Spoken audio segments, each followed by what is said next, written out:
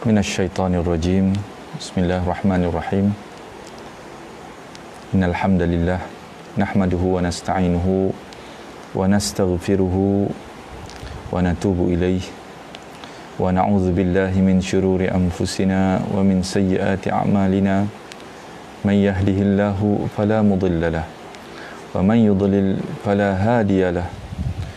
Asyhadu an la ilaha illallah wahdahu la syarika lahu wa asyhadu anna Muhammadan abduhu wa rasuluh.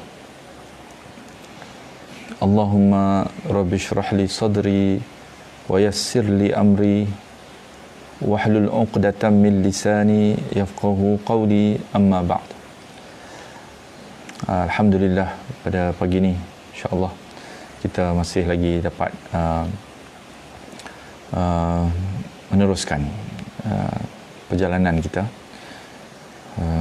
Maksud masih lagi dapat itu adalah kesyukuran yang kita ucapkan adalah kerana Allah SWT masih lagi menangguhkan penghujung kehidupan kita ini, kan?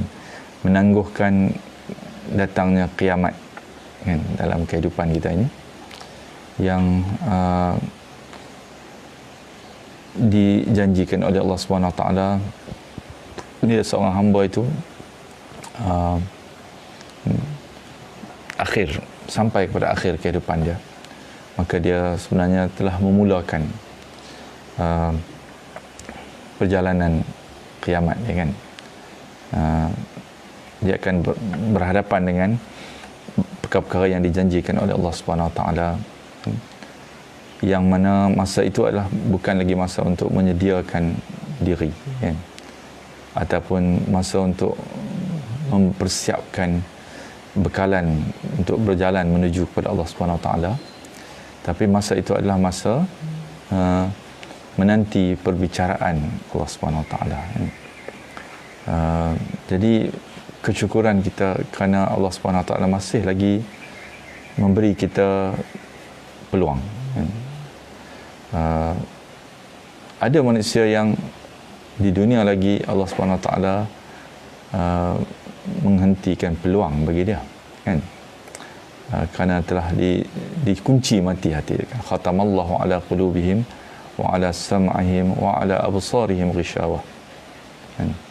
Dikunci mati hati dia, pemikiran, pandangan dia, penglihatan dan juga pendengaran dia, kan?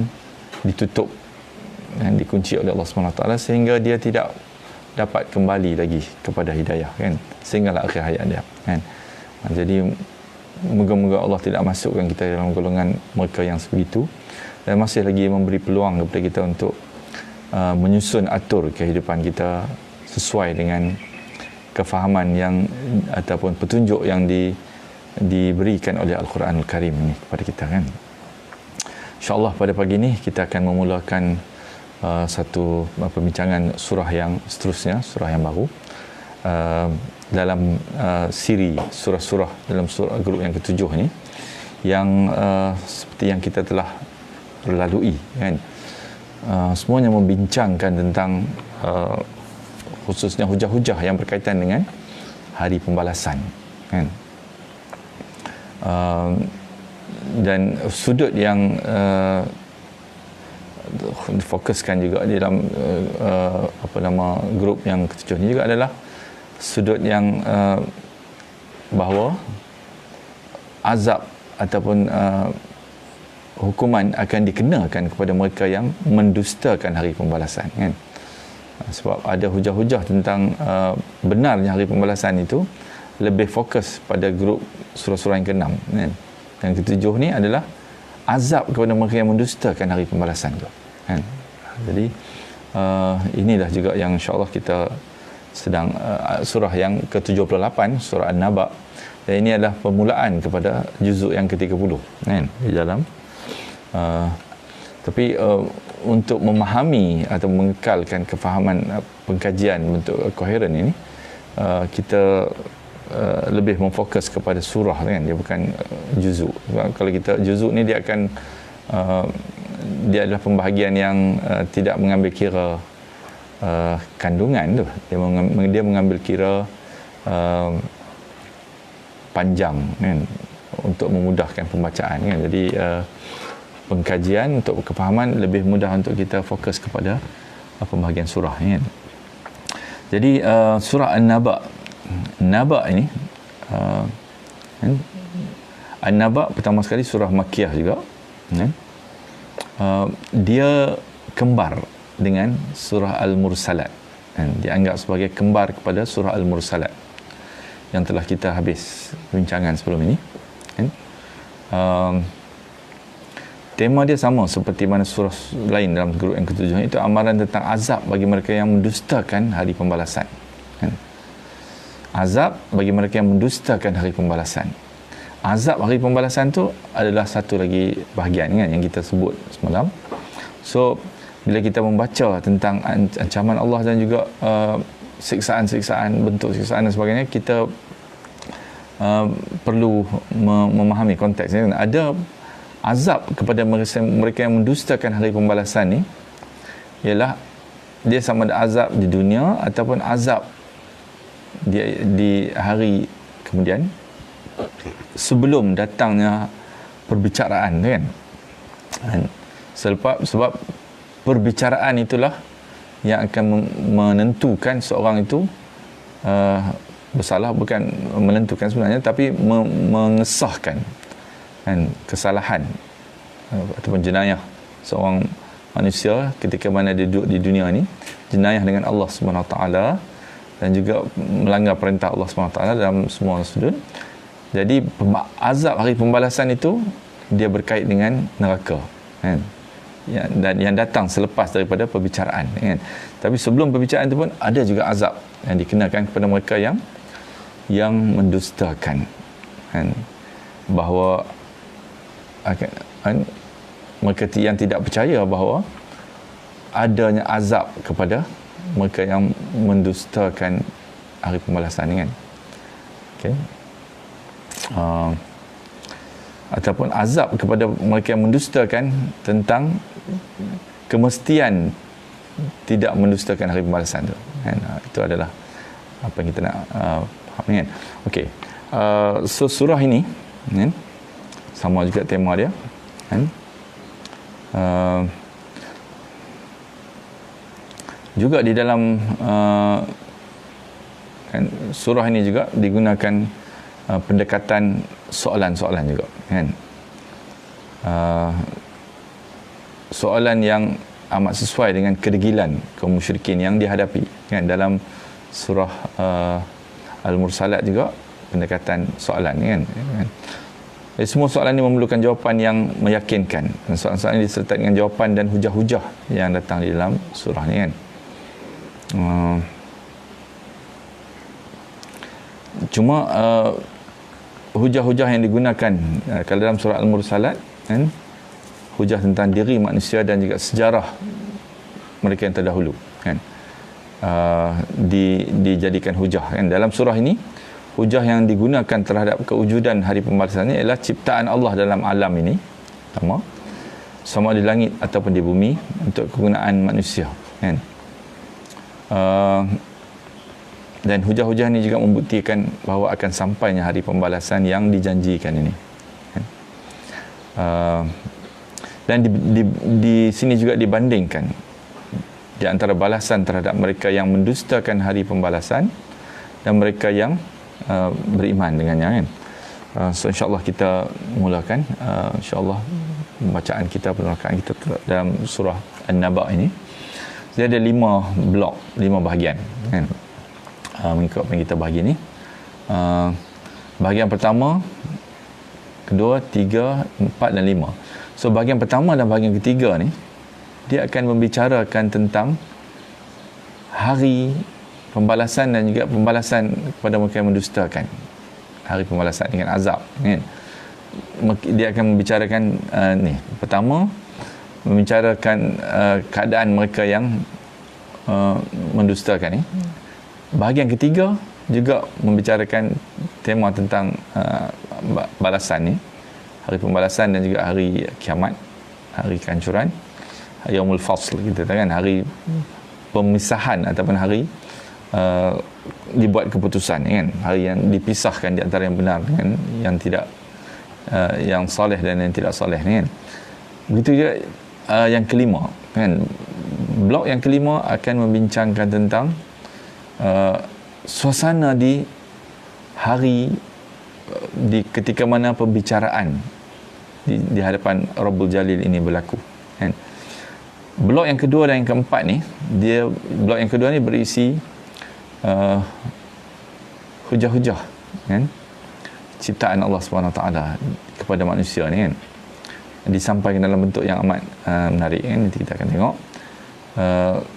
Begitu juga yang keempat ni tentang balasan kepada orang-orang yang bertakwa kepada Allah Subhanahu Taala. So dia ada di bentuk diselang-selikan macam kan. Okey. InsyaAllah kita mulakan. A'udzubillahi minasyaitonirrajim. Bismillahirrahmanirrahim. Amma yatasaalun. Amma yatasaalun.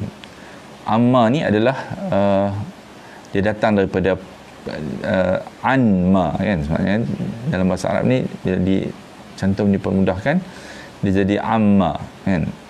Sebenarnya dia ada an ma min alif kan, an ma tentang apakah kan.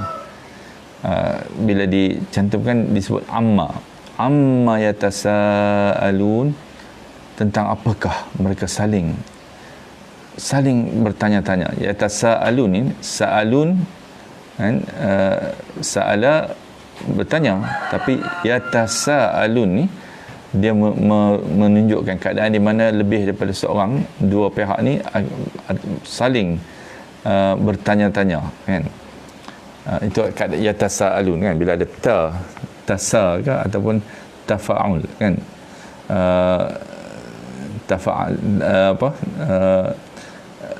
yatafahamun, yatasaalun kan, itu menunjukkan lebih daripada satu orang sedang bertanya kan, dia berkaitan dengan suasana itu kan.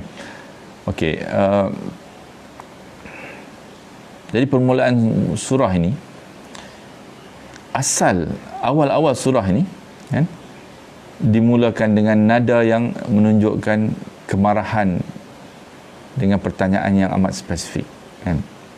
Sebab itu kita kata metod yang sama lebih kurang soal mursalat, digunakan soalan demi soalan untuk menyampaikan apa yang nak disampaikan Allah SWT ni kan. Jadi tentang apakah mereka saling bertanya-tanya ni dalam menunjukkan kemarahan dan pertanyaan yang amat spesifik kan. Sebab persoalan ini kan, soalan ini dia boleh kan, tasaalun ni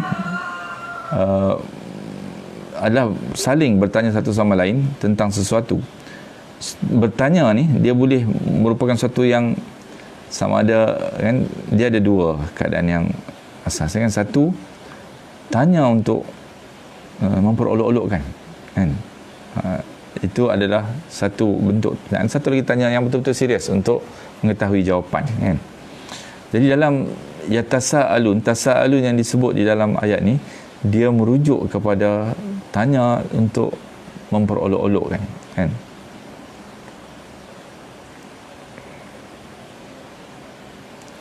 Maka memperolok-olokkan hujah-hujah kukuh Al-Quran kan, di antaranya hujah-hujah yang telah disebut di dalam surah yang kita baca sebelum ni kan. Antara hujah-hujah yang Al-Quran telah ketengahkan adalah mempersoalkan tentang hujah Al-Quran tentang pengumpulan semula tulang belulang manusia yang telah luluh kan, telah hancur. Ini menjadi persoalan kan. Bagaimana mungkin tulang belulang yang hancur ni boleh dikumpul semula untuk dibangkitkan? Itu antara benda yang mereka persoal dan pertanyakan kan. Masalahnya mereka ni adalah orang yang mengetahui tentang kebenaran kan, dan telah pun mendengar hujah-hujah yang berbagai-bagai yang dilontar dalam Al-Quran. Sebab itu kita ingat kan, di hujung surah Al-Mursalat Allah SWT kan mempersoalkan mereka kan, ayat macam mana lagikah ayat-ayat kami yang boleh akan menjadikan mereka ni beriman, kan? Kalau dengan ayat yang macam ni pun mereka tidak beriman juga, kan? Setelah disoal ataupun diulang banyak kali, kan, peringatan-peringatan untuk mereka ni, hujah-hujah, masih lagi mereka tak mau menerima. Bukan kerana mereka tidak tahu, tidak faham, tapi kerana mereka mengetahui yang menghalang mereka daripada menerima ni adalah kerana beberapa keadaan, kan, yang disebut dalam Quran ni. Satu, ketertautan hati mereka yang amat kuat dengan kesenangan hidup yang mereka rasai di dunia ni, kan. Itu antaranya, kan. Begitu juga kerana kesombongan mereka, kan. Itu satu juga kedudukan mereka, kan.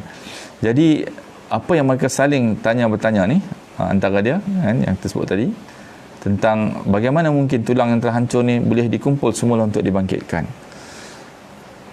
Ataupun yang kedua, mereka juga memperolok-olokkan kisah bahawa nenek moyang mereka juga akan dibangkitkan kembali, sedangkan kubur mereka pun telah hancur, kata hukum ini, kan.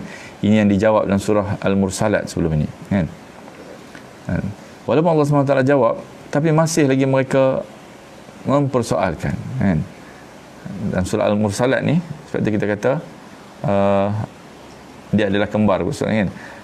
Apa yang telah dilemparkan dalam surah Al-Mursalat ni, kan, peringatan wailun yawma idzil mukadzibin, kan, masih lagi mereka menimbulkan, kan, pertanyaan-pertanyaan sesama mereka untuk memperolok-olokkan, memperkecil-kecilkan, kan. Sebab dalam, kita ingat dalam surah Al-Mursalat tu Allah sebut tentang tipu daya, kaid, kan. Jadi Allah kata, apa lagi tipu daya yang kamu ada sekarang ni, kan, untuk digunakan pada hari yang kamu sendiri tidak akan dapat lari lagi, kan. Jadi kaid tu kita kata, maksud bila dalam Quran ni gunakan perkataan kaid ni adalah untuk menjelaskan tentang rancangan untuk memusuhi dan merosakkan apa yang dilakukan oleh Rasulullah SAW, mission Rasulullah SAW ni, menentang Rasulullah, memusuhi dia, kan. Jadi mereka buat perancangan, bukan masing-masing tu marah duduk diam-diam di rumah dia, tapi mereka buat perancangan pula bersama-sama, secara berkumpulan, kan, dan tersusun sistematik untuk memastikan Rasulullah SAW ni dihentikan, kan. Jadi sebab itulah mereka menimbulkan tasa'alun ini, kan. Sebab ini adalah sebenarnya untuk mendiskreditkan kedudukan Rasulullah di mata pengikut-pengikut dia, kan. Ini adalah perkara yang menjadi tasa'alun, ini disebut tasa'alun, kan. Kemudian mereka juga sebahagian mereka memperolok-olokkan neraka, kan. Bagaimana boleh neraka ni membakar sedang di dalamnya ada air dan pohon-pohon, kan. Sebahagian lagi menjawab, kan, dalam bentuk menghina, memperolok-olokkan. Ini perkara yang amat membodohkan, kan. Begitu juga kita dalam surah yang sebelum tu, mereka juga mempersoalkan bilangan malaikat yang menjaga neraka ni, kan. Bilangan malaikat yang menjaga neraka ada 19, kata, kan. Bilangan 19 ni sikit sangat, kalau nak jadi tentera, kan, mudah saja untuk kami menghadapi dia, kan. Seorang dari mereka pun sudah mampu menghadapi sebahagian daripada dia, tambah lagi sikit dengan anak pinak dia kata cukup dah untuk menghancurkan dia, malaikat ni, kan, menghadapi malaikat ni. Jadi persoalan-persoalan ini dia bukan persoalan yang serius, kan. Ini adalah persoalan-persoalan yang dalam bentuk untuk memperolok-olokkan, kan. Soalan,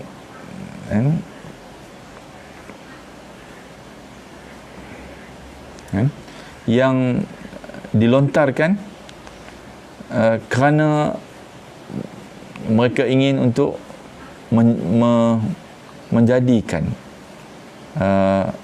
mission Rasulullah ni gagal. Itu dan juga untuk memastikan kedudukan mereka tidak terganggu dengan penerimaan manusia lain, kan, terhadap apa yang dibawa oleh Rasulullah SAW ni, kan.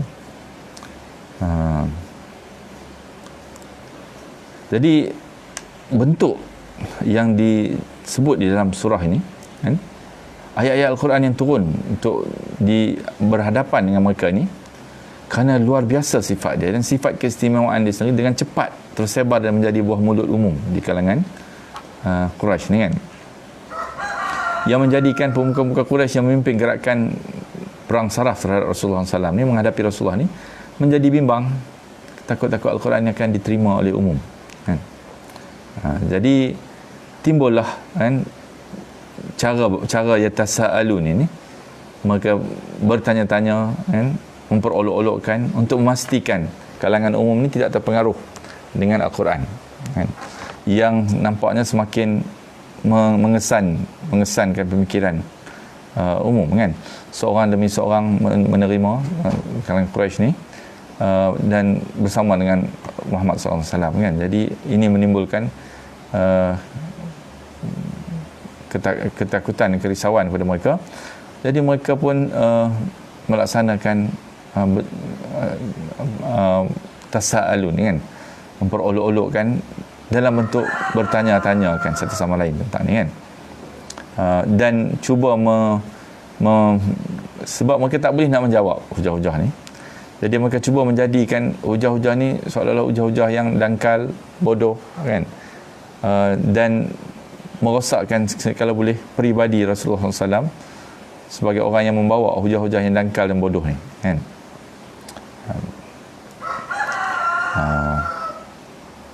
Okey. Jadi kan, Allah Subhanahu Wa Taala menjelaskan, kan, apa yang mereka saling persoalkan ni adalah anin naba'il azim, kan, tentang berita besar.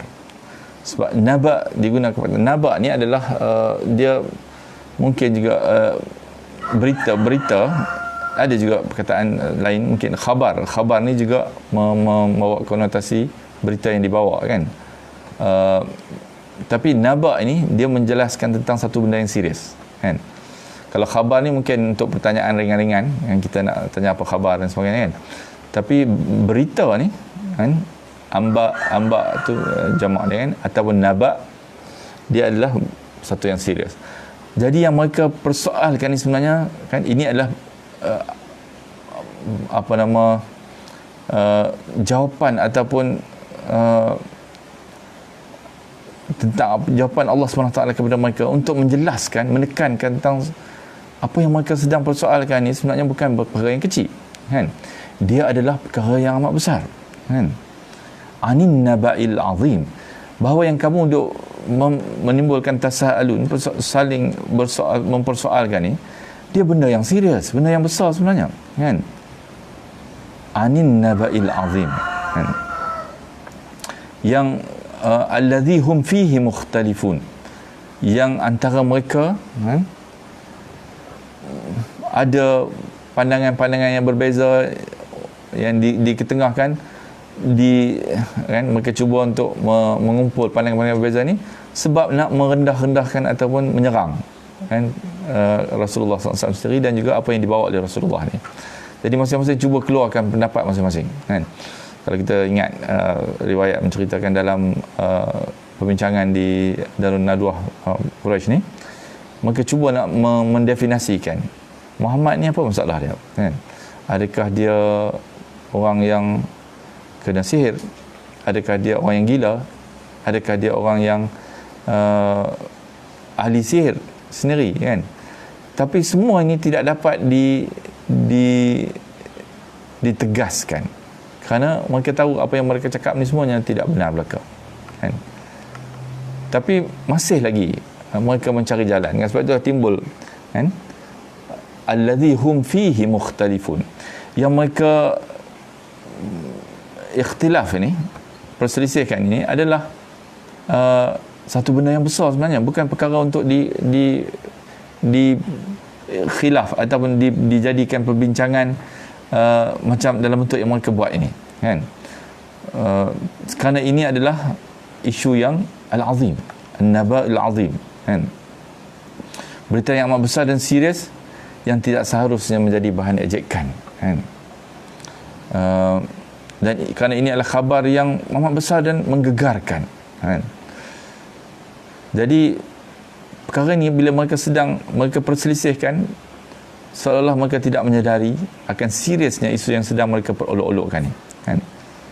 Sepatutnya mereka menginsafi, menyadari, kan, apa yang sedang cuba disedarkan oleh Al-Quran kepada mereka ni dengan peringatan dan amaran ini, kan?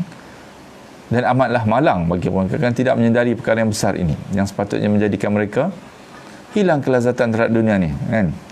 Bila kena peringatan atau berita yang besar ini, sepatutnya mereka menjadi orang yang lebih banyak diam dan memikirkan bagaimana mereka nak selamatkan diri mereka daripada ancaman kedatangan satu yang besar ni, kan? Tapi mereka sebaliknya, mereka menjadikan dia bahan untuk dipermainkan, kan?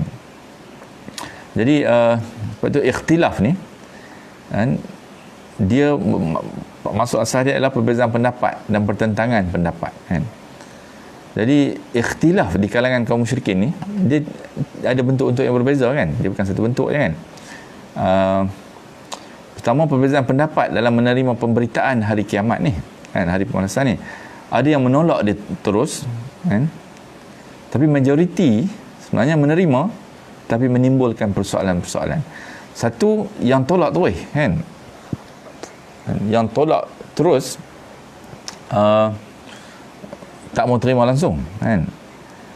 Tapi yang banyaknya yang menjadi isu yang mukhtalifun ni sebab adalah mereka yang menimbulkan persoalan-persoalan ni. Ini adalah yang ditangani khususnya dalam surah ni, kan? Yang menolak terus tu itu ditangani dalam keadaan lain, tapi dalam surah ni khas tentang alladzi hum fihi mukhtalifun, yang menimbulkan persoalan-persoalan di sekitar perkara yang diketengahkan oleh Al-Quran Karim, kan?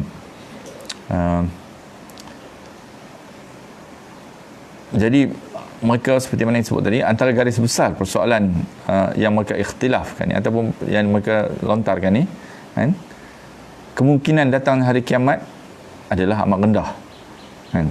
Kalau jadi pun mereka yakin sembahan-sembahan mereka yang mereka bergantung harap ni akan dapat menyelamatkan mereka daripada hari kiamat yang Allah SWT ancam ini, kan?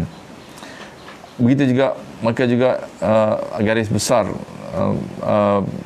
persoalan yang mereka kenakan juga adalah Allah tidak mampu untuk menyimpan dan mengikuti maklumat yang terperinci semua manusia yang ramai ni, berjuta-juta orang, berbilion-bilion orang ni daripada dulu sampai hari ni, kan?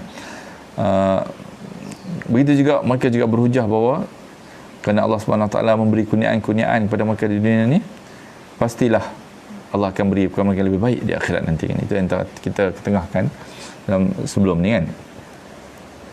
Jadi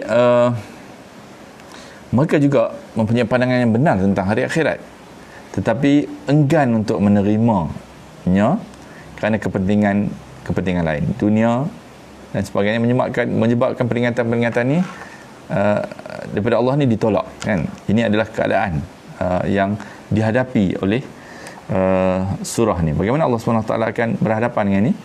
Ini yang kita akan baca seterusnya, kan? Jadi Allah SWT sebut kepada mereka, kan, dengan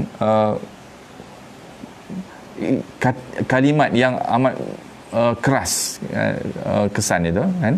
Kalla, kita, kan? Lepas kita kata kalla ni dia banyak muncul di dalam surah-surah Makkiyah saja, kan? Surah Madaniyah dia tak banyak kalla ni, kan? Kalla ni bahkan tidak, kan? Dia boleh dua makna, kan? Satu, kalau dia kata tidak ni memang betul-betul bermakna tidak, kan?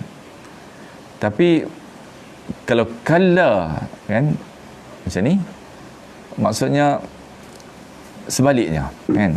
Bukan tidak mereka nanti akan mengetahui, ataupun mereka nanti tidak akan mengetahui, bukan maksud begitu, tapi maksudnya nanti mana yang bertentangan dengan tidak itu adalah benar-benar mereka nanti akan tahu, kan? Itu makna yang dipakai dalam